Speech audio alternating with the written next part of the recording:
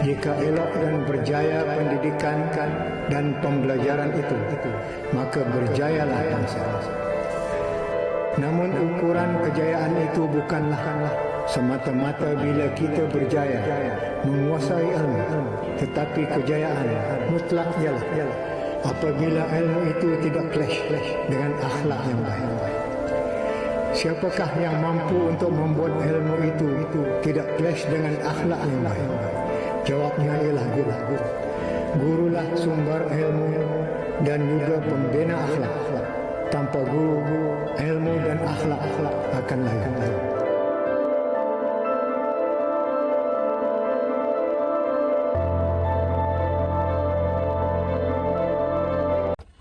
Assalamualaikum warahmatullahi wabarakatuh. Innal hamdalillah sholatan wa salaman ala Rasulillah nahmaduhu wa nasta'inuhu wa nastaghfiruh amma ba'du.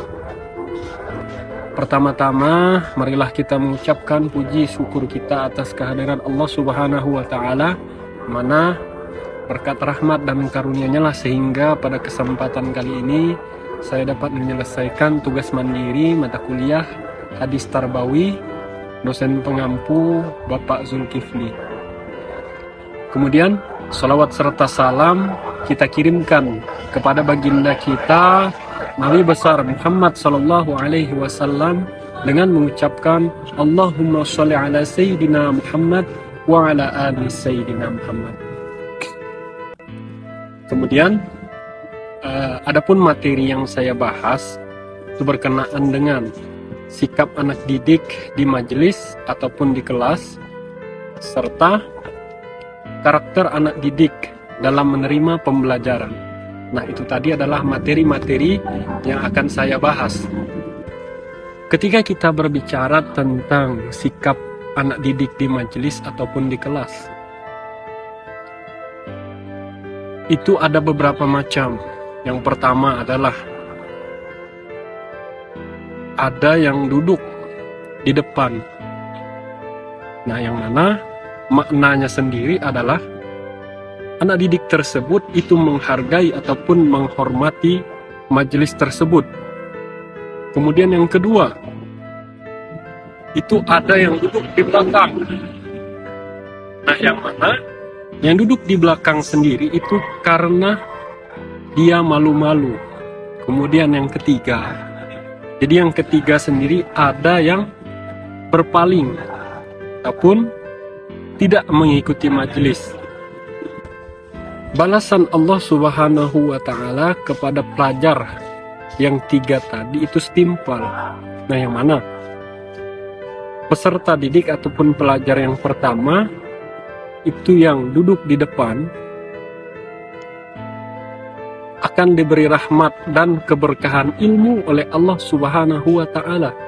Kemudian kepada pelajar yang malu-malu tadi akan tetapi dia tetap hadir dan duduk di belakang, yang mana dia akan diberikan rahmat dan keberkahan ilmu yang didapat, tapi tidak sebanding dengan peserta didik ataupun pelajar yang pertama tadi.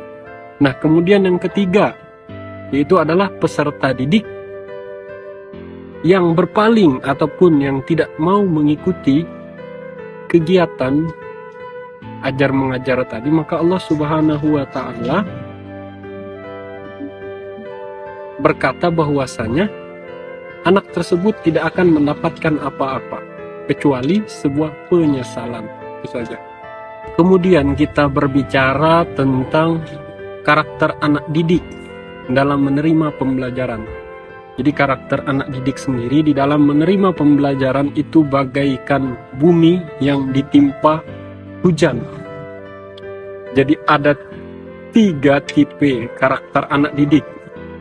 Yang pertama itu ada peserta didik yang paham ilmu, kemudian mengamalkan dan mengajarkannya kepada orang lain. Nah, yang mana perumpamaan sendiri peserta didik tersebut bagaikan tanah yang subur yang dapat menyerap air hujan dan menumbuhkan tanaman sehingga berbuah. Nah, kemudian yang kedua itu ada yang paham ilmu tidak mengamalkan. dan tidak mengajarkannya kepada orang lain. Nah, pengumpamaan peserta didik ataupun pelajar tersebut itu ibaratkan tanah yang tandus yang hanya dapat menampung air untuk orang lain dan tidak dapat menumbuhkan apa-apa. Nah, itu perumpamaan peserta didik ataupun pelajar yang kedua. Kemudian karakteristik peserta didik dalam menerima pembelajaran yang ketiga, ada yang tidak paham, tidak mengamalkan, dan tidak mengajarkannya.